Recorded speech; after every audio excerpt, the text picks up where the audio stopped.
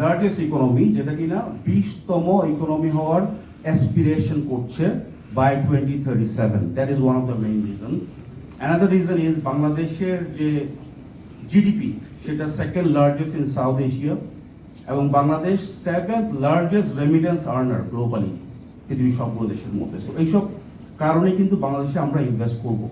Competitive forces আছে বাংলাদেশে অনেক কিছু, যেমন ডিউটি এবং কোটা ফ্রি অ্যাক্সেস আছে ইউরোপিয়ান ইউনিয়নে, কানাডায়, নরওয়েতে, অস্ট্রেলিয়াতে, জাপানে, এবং ওয়ার্ল্ডের one of the most cost competitive country হচ্ছে বাংলাদেশ, এবং ideal for labour intensive manufacturing sector, এবং জিএসপি ফ্যাসিলিটিও বাংলাদেশে আছে, সাইজেবল সাপ্লাই অফ লেবার আছে বাংলাদেশে।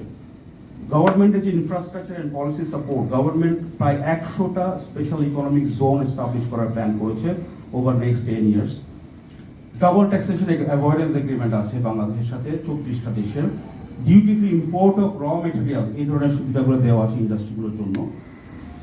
ফুল repatriation of capital and dividend, সেটারও সুযোগ আছে। কর্পোরেট ট্যাক্স রেটটা খুব সুন্দরভাবে সরকার রেশনালাইজ করছে বিভিন্ন সেক্টরে।